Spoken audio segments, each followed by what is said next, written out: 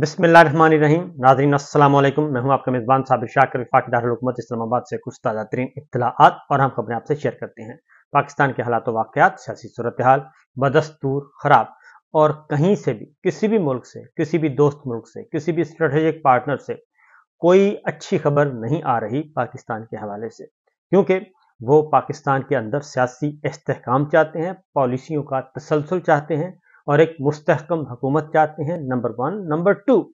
वो ये चाहते हैं कि आप हमारे साथ जो बात कर रहे हैं वो बात बिल्कुल दुरुस्त है और इस बात से फिरा नहीं जाएगा,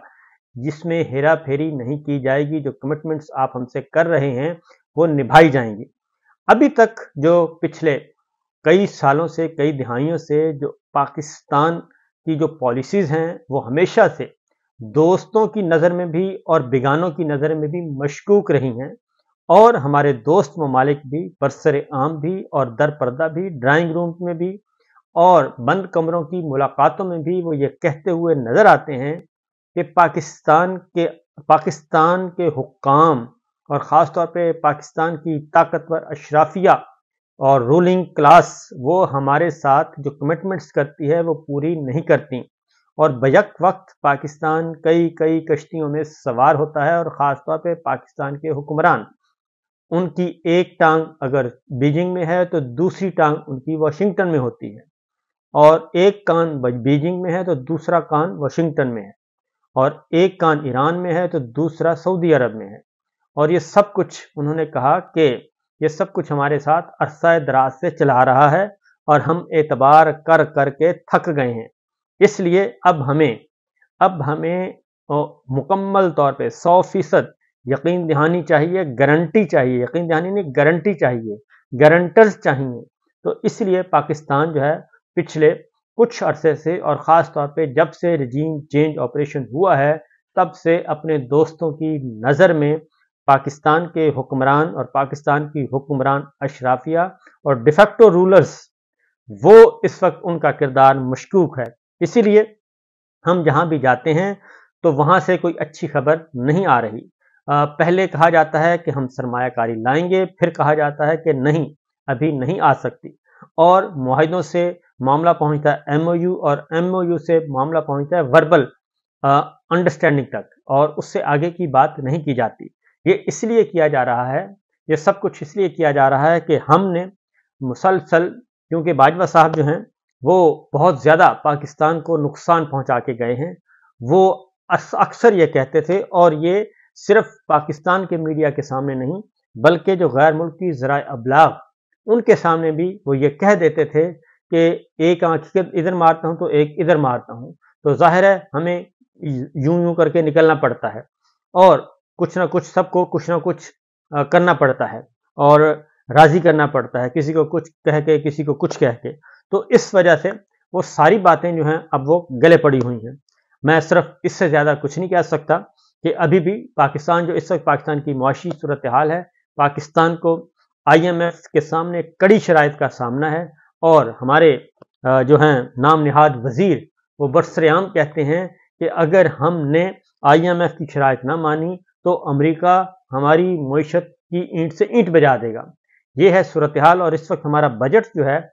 वो कोई और तलाश नहीं और कोई और तैयार नहीं कर रहा, वो बजट IMF तैयार कर रहा है और IMF बता रहा है कि आपने ये करना है और आपने ये नहीं करना, ये टैक्स लगाने हैं, यहाँ लगाने हैं, यहाँ लगाने हैं, आपकी ये पॉलिसी होगी। तो जाहिर है इसके अलावा जो इसके पीछे होता है उसमें हमारी जो खारजा पॉलिसी है, हमारी जो दाखिला पॉलिसी है, उसको भी कंट्रोल किया जाता है। तो लिहाजा ये सारे का सारा खेल दर पर्दा खेला जा रहा है। इससे ज़्यादा हम कुछ कह नहीं सकते, क्योंकि इससे ज़्यादा कुछ कहेंगे तो फिर दहशतगर्दी के मुकदमात आप पे कर दिए जाएंगे लागू। सूरत हाल ये है, बजाय इसके कि हम अपने मामला ठीक करें, अपनी पॉलिसियों को ठीक करें और पाकिस्तान के अवाम और पाकिस्तान के इदारे और पाकिस्तान के इदारों की सोच एक हो और जो पाकिस्तान के अवाम चाहते हैं उनके अकॉर्डिंगली जमहूरी असूल हैं उनको रखा जाए जहन में, तो वो उन पे अमल दरामद किया जाए, आइन को बालादस्त मान लिया जाए, कानून की हुक्मरानी हो। अगर हम ये सारी चीज़ें मान लें तो फिर हमें 50 अरब रुपया खर्च करके फायर वॉल लगाने की ज़रूरत नहीं है। फायर वॉल کہ فائر وال کون لگا رہا ہے، فائر وال سے کس کو خطرہ ہے، کیا پاکستان کی سلامتی کو خطرہ ہے، کیا پاکستان پہ کوئی حملہ آور ہو چکا ہے؟ ایسا ہرگز نہیں ہے، بلکہ زور زبردستی وہ حربہ استعمال کیا جا رہا ہے کہ جس سے پاکستان کی قوم کو، پاکستان کے دل اور دماغ کو، سوچ کو، شعور کو، ان کو کنٹرول کیا جا سکے۔ وہ کبھی بھی ہو نہیں سکتا۔ یہ 25 کروڑ کا ملک ہے اور پڑھی لکھی باشعور پاکستان کی عوام ہے، اور انہوں نے اس شعور کا اظہار 8 فروری کو کر دیا کہ نہ وہ کسی سے ڈرتے ہیں، نہ وہ خوفزدہ ہیں، اور نہ ہی وہ ڈکٹیٹرشپ کے ساتھ ہیں، نہ ہی وہ فسطائیت کے ساتھ ہیں۔ جتنا بھی ظلم کر لیا جائے، جتنا بھی دبا دیا جائے، عدلیہ کو جتنا مرضی دبا دیا جائے، اور سینسرشپ عائد کر دی جائے میڈیا پہ، ساری انفارمیشنز کو بند کر دیا جائے، لیکن پاکستان کے عوام کہتے ہیں کہ ہم اتنے باشعور ہیں کہ ہمیں پتہ ہے کہ یہ سب کچھ کیوں کیا جا رہا ہے، یہ کون کر رہا ہے اور کس مقصد کے لیے کر رہا ہے۔ لہٰذا انہوں نے 8 فروری کو یہ سارے جو حربے جتنے بھی تھے وہ سب کے سب ناکام کر دیے۔ اس میں اب صرف یہ نہیں کہ پی ڈی ایم 1 یہ جو پچھلے یہ تسلسل ہے، ایک چیز کا تسلسل ہے، رجیم چینج آپریشن سے لے کے 9 اور 10 اپریل کی درمیانی شب سے جو سلسلہ شروع ہوا، پی ڈی ایم 1، کاکڑ سرکار، پی ڈی ایم 2، یہ تینوں میں ایک چیز بڑی کنٹینیوٹی کے ساتھ آ رہی ہے، تسلسل کے ساتھ آ رہی ہے کہ ہم نے میڈیا کو کنٹرول کرنا ہے، اور میڈیا جس قسم کا میڈیا ہو، سوشل میڈیا ہے، ڈیجیٹل میڈیا ہے، الیکٹرانک میڈیا ہے، پرنٹ میڈیا ہے، اس کو ہر صورت میں کنٹرول کرنا ہے، اور اس کے ساتھ ساتھ ہم نے عدلیہ کو بھی کنٹرول کرنا ہے، یعنی آزاد عدلیہ بھی نہیں چاہیے، آزاد میڈیا بھی نہیں چاہیے، آزادی آئین کے متعلقہ آرٹیکل بنیادی حقوق بھی نہیں ہم دیں گے۔ تو یہ سب کچھ اگر نہیں دیں گے تو ملک آگے کیسے بڑھے گا؟ اور اس حمام میں پاکستان مسلم لیگ نواز ہی نہیں، پیپلز پارٹی بھی اسی طریقے سے ننگی ہے جس طرح مسلم لیگ نواز، نون لیگ ذرا سامنے آ کے، پیپلز پارٹی ذرا پیچھے رہ کے۔ اور اس وقت جو پیپلز پارٹی ہمارے سامنے، وہ محترمہ بے نظیر بھٹو صاحبہ کی پیپلز پارٹی نہیں ہے، جس کی ایک پولیٹیکل فلسفی تھی۔ اس وقت جو ہے وہ مفاد پرستی چل رہی ہے کہ جناب ہمیں کہاں سے کیا مفاد مل سکتا ہے، اگر ہمیں مفاد ادھر سے ملتا ہے تو ان کی بات مان لیں، ادھر سے ملتا ہے تو ان کی بات مان لیں۔ مینیفیسٹو بہت پیچھے رہ گیا، منشور بہت پیچھے رہ گیا، اور ایک پولیٹیکل فلسفی جو تھی وہ بہت پیچھے رہ گئی۔ اب نظریاتی نہیں بلکہ اصولی بھی نہیں، وصولوں کی سیاست ہے، وصولی سیاست ہے کہ وصولی کرتے جائیں اور سیاست کرتے جائیں۔ پنجاب میں ایک انتہائی کالا قانون جو ہے وہ منظور کیا گیا ہے، اور یہ کریڈٹ جاتا ہے اگین مریم سرکار کو، فارم 47 کی سرکار کو، اور یہ کالے قوانین بالعموم انہی کی حکومتوں کا شاخسانہ ہے، لہٰذا انہوں نے بھی اپنا حصہ ڈال دیا ہے، اور ایک کالا قانون حد تک عزت کے نام سے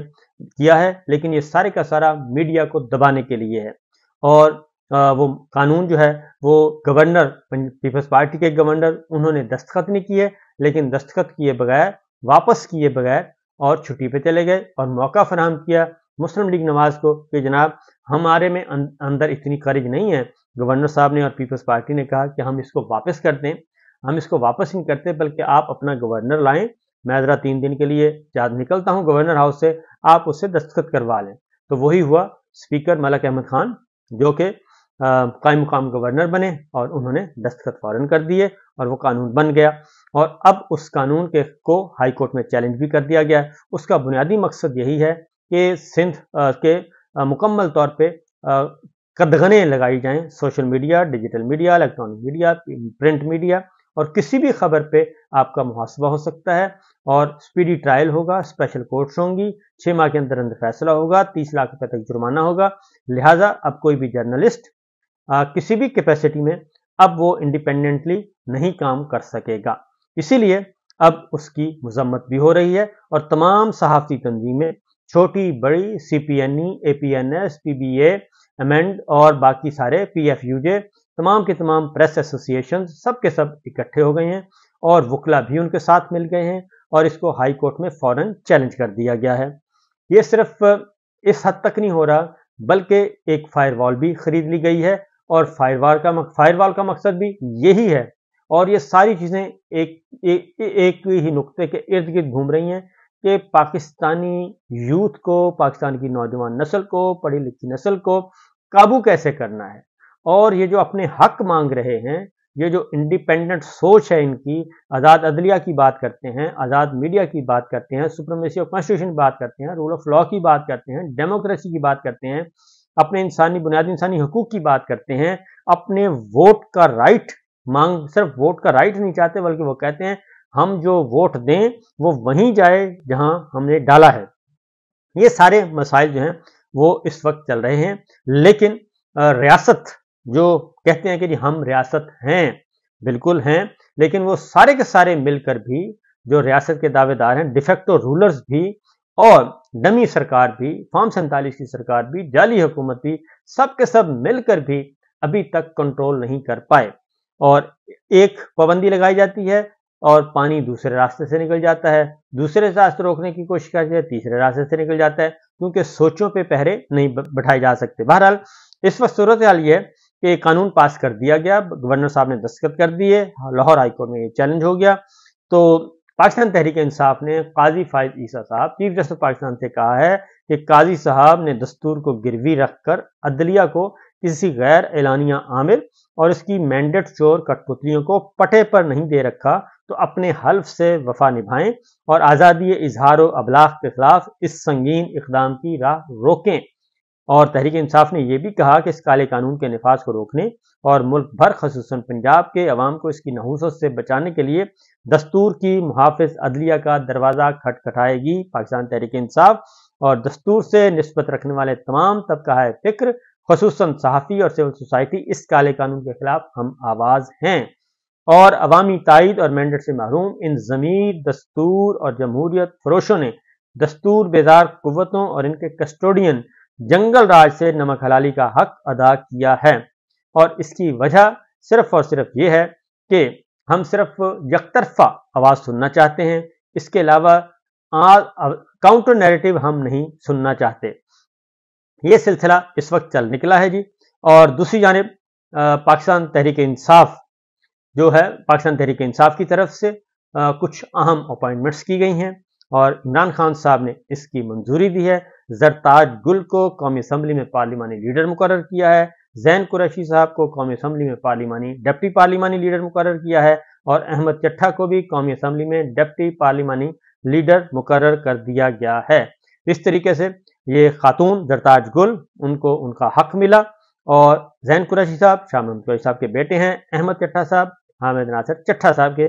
بیٹے ہیں، لہٰذا یہ انتہائی اہم نوعیت کی اپوائنٹمنٹس ہوئی ہیں اور یہ کر دی گئی ہیں۔ اس کے ساتھ ساتھ جی جو سچویشن اس وقت چل رہی ہے، پاکستان پیپلز پارٹی بھی اتنا ہی ظلم کر رہی ہے، پاکستان پیپلز پارٹی بھی جمہوریت کی اتنی ہی دشمن بنی ہوئی ہے جتنی کہ نون لیگ اور پی ڈی ایم 1 سرکار تھی، کاکڑ سرکار تھی، پیپلز پارٹی بھی اسی میں ہے۔ بلوچستان میں ایک جلسہ ہوتا ہے اور بلوچستان میں جلسے کے نتیجے میں پاکستان پیپلز پارٹی کی وہاں پہ حکومت ہے، اور انہوں نے حلیم عادل شیخ، شہریار آفریدی، شاندانہ گلزار پر مقدمہ درج کر دیا ہے، 28 افراد پہ مقدمہ درج کر دیا گیا ہے، اور بوستان تھانے کے لیویز افسر عبد الغنی کی مدعیت میں درج کیا گیا ہے، یعنی کہ وہاں کی حکومت ہی اس کی مدعی مقدمہ ہے، اور عبد الباری کاکڑ اور اس کے ساتھ ساتھ میر اشفاق، نواز رضا شریف، جوگ زئی، معظم بٹ، محوش جنجوعہ، عبد الباری، شاندانہ گلزار، خورشید احمد، رحیم کاکڑ، عتیق کاکڑ اور عطا اللہ نیازی، سیف اللہ کاکڑ، صحبت تارہ، رانا سلیم، عتیق خان، بے شمار، یعنی کہ کسی کو بھی معاف نہیں کیا گیا، اور یہ ہے پاکستان پیپلز پارٹی کا جمہوریت سے دشمنی کا یہ چہرہ۔ تو پھر کہتے ہیں جناب ان سے بات چیت کریں، ان سے کیا بات کوئی کرے گا جو اپنے مخالفین کو ایک جلسہ تک ورکرز کنونشن کرنے کی اجازت نہیں دے رہے، کارنر میٹنگ کرنے کی اجازت نہیں دے رہی، نہ سندھ گورنمنٹ نہ پنجاب گورنمنٹ، تو ایسی جماعتوں کے ساتھ یا ایسے رہنماؤں کے ساتھ کیا مذاکرات ہو سکتے ہیں، اور اگر ہوئے تو ان میں کتنی صداقت ہو سکتی ہے اور کتنی پائیداری ہو سکتی ہے، یہ ہے اصل چیز۔ تو جناب جتنی جلدی ہو سکے پاکستان کو آئین کی طرف لوٹا دیں تو زیادہ بہتر ہے، آئین کی بالادستی ہوگی تو سب اپنے اپنے گھروں میں خوش و خرم زندگی گزاریں گے۔ اجازت دیجیے، اللہ حافظ۔